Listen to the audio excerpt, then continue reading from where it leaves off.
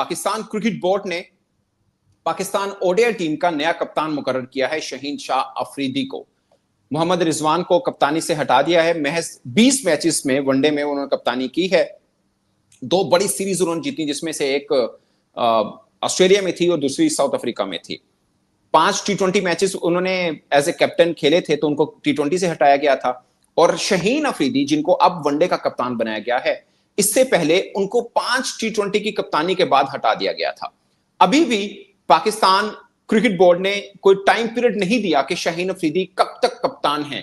तो शहीन अफरीदी के सर पर सेहरा जरूर है, मगर शायद वो खुद सोच रहे हों कि उनका एक पांव केले के छिलके पे भी है, क्योंकि पाकिस्तान क्रिकेट में कभी भी कुछ भी हो सकता है। और इस बोर्ड में तो यह साबित भी हो चुका कि हर 2-4 माह के बाद आपको कुछ ना कुछ नया सनसनीखेज, अच्छा या बुरा, जरूर मिलेगा।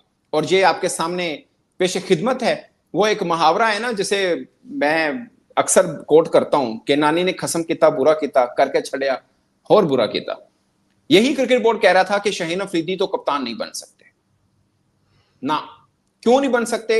यह कहा गया कि वो तो फास्ट बॉलर है, फास्ट बॉलर के साथ तो वर्कलोड मैनेजमेंट करनी पड़ती है। जब इनको टी20 से हटाया गया था, हम सब शोर मचा रहे थे कि यार क्यों हटाया जा रहा है। वो बंदा जिसने पीएसएल में आपको साबित कर दिखाया कि वो एक अच्छा कप्तान है, शहीन शाह अफरीदी, आप उनको आते ही कुछ टाइम तो दें।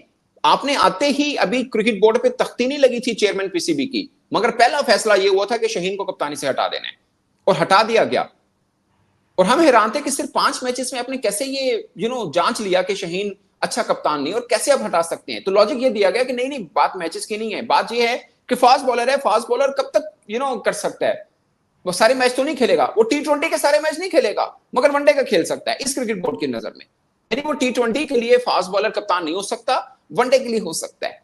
I mean come on man, ये आपको खुद फील होता है आपने जो पहले किया और जो आज आप कर रहे हो, अपने ही किए बातों की तरदीद कर रहे हैं। इतना बड़ा यू टर्न कम से कम ये फैसला कर रहे हैं ना, आपको ये फैसला प्रेस कॉन्फ्रेंस की सूरत में सामने आके करना चाहिए, ताकि आप हमारे सवालों के जवाब दें। क्या आपने मोहम्मद रिजवान को ये कहा कि हम आपको कप्तानी से हटा रहे हैं? इसलिए नहीं कहा, अब में हिम्मत नहीं है आगे से वो सवाल ना पूछ ले कि भाई साहब मुझे सिर्फ गलती बता दें कि मैं बतौर कप्तान कहां नाकाम हुआ जिसकी वजह से आप मुझे हटा रहे हो। और दिलचस्प बात यह है कि वही सिलेक्शन कमेटी वाला ड्रामा, वही एडवाइजरी कमेटी वाला मजाक, वही कोच बैठता है। यानी एक कोच, कल आपका कोई और कोच आएगा, क्योंकि आपके यहाँ रिकॉर्ड है कि आप हर 2-4 माह के बाद कुछ ना कुछ तो बदलते ही हैं। अगली बारी कोच नहीं लग रही है, बट अगर वो बदलता है, कोई नया कोच आएगा, वो कहेगा नहीं जी हमें शहीन नहीं पसंद, अब हमें रिजवान पसंद है, तो आप फिर चेंज कर लेंगे।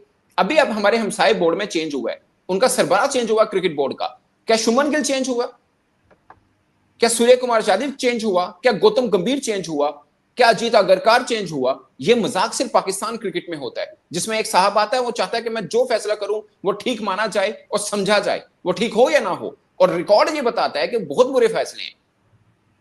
आई एम सॉरी, बट मैं आप ही के अल्फाज बोल रहा हूं कि जी बॉलर तो नहीं बन सकता।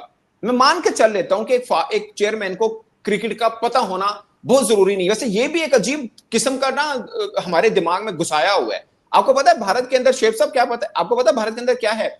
जितनी फेडरेशंस हैं स्पोर्ट्स की, अब उन्होंने फार्मूला बना दिया कि उसमें टॉप 2 पोजीशन पर वो बंदा होगा जो खिलाड़ी होगा।